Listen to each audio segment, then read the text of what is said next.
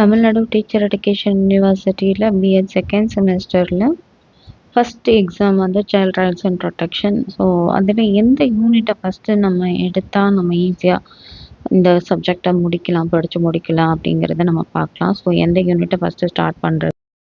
First unit child rights and ப்ரொடெக்ஷனில் எத்தனை topics இருக்குது அப்படின்னு பார்த்தீங்கன்னா, இது ஒரு topic, 2, 3, third topic, fourth topic, இதுவும் ஒரு டாபிக் தான். ஸோ 5, 6, அது பெரிய டாப்பிக்காக போகணும். 7, 8, 9 அண்ட் 10 டாபிக்ஸ் இருக்குது. டோட்டலாக 10 கொஸ்டின்ஸ் இதில் இருக்குது. ஸோ ஃபஸ்ட் யூனிட் கொஞ்சம் பெருசு தான். அடுத்தது செகண்ட் யூனிட் பார்த்திங்கன்னா இதே பார்த்திங்கன்னா ரொம்ப கம்மியாக இருக்குது. ஸோ இதில் 1, 2, 3, 4, 5, 6, 7, 8 டாபிக்ஸ் இருக்குது. இதுலேயும் 8 டாபிக்ஸ் இருக்குது. ஸோ 8 கொஸ்டின்ஸ், இதில் 10 கொஸ்டின்ஸ் இருக்குது. ஓகே, ஃபஸ்ட் யூனிட் 10 கொஸ்டின்ஸ், இதில் 8 கொஸ்டின்ஸ். இதில் first topic, second topic, third, fourth, fifth, sixth, 7, 8, 9, 10 topics இருக்குது. ஸோ ஃபஸ்ட்டு யூனிட்டில் 10, செகண்ட் யூனிட்டில் 8, தேர்ட் யூனிட்டில் அகெயின் 10 கொஸ்டின்ஸ் இருக்குது, 10 டாபிக்ஸ் இருக்குது.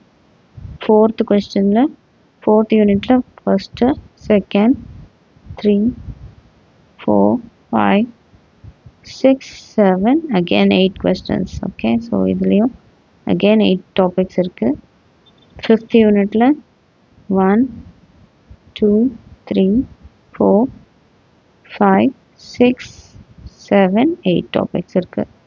இது எல்லாமே இம்பார்ட்டண்ட் டாபிக்ஸ், எல்லாமே ரொம்ப சில்ட்ரனுக்கு தேவையான டாபிக்ஸ். அதனால் ஒன்றும் 8, 10 இப்படி தான் இருக்குது. நீங்கள் அதனால் உங்களுக்கு எதில் வந்து நிறையா சப்ஹெட்டிங்ஸ் வருதோ அதை ஃபஸ்ட்டு நீங்கள் ஸ்டார்ட் பண்ண பாருங்கள். வயலன்ஸ் அகேன்ஸ்ட் சில்ட்ரன்லலாம் நிறைய சப்ஹெட்டிங்ஸ் இருக்கும், அது பாருங்கள். அந்த மாதிரி நீங்கள் பார்த்து நீங்கள் படிங்க. அப்போ உங்களுக்கு ஈஸியாக இருக்கும். இது எல்லாமே சட்டம் சொல்கிறது என்ன அப்படிங்கிறது தான், லாஸ் அண்ட் பாலிசிஸு.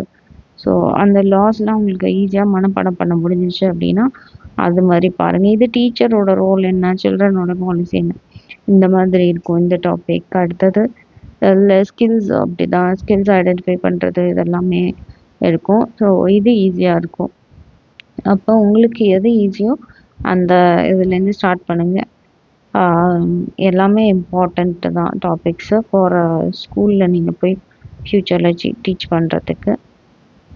கொஞ்சம் கொஞ்சமாக அந்த 5 பேஜஸ்குள்ளார எழுதுகிற மாதிரி நீங்கள் படிச்சுக்கோங்க.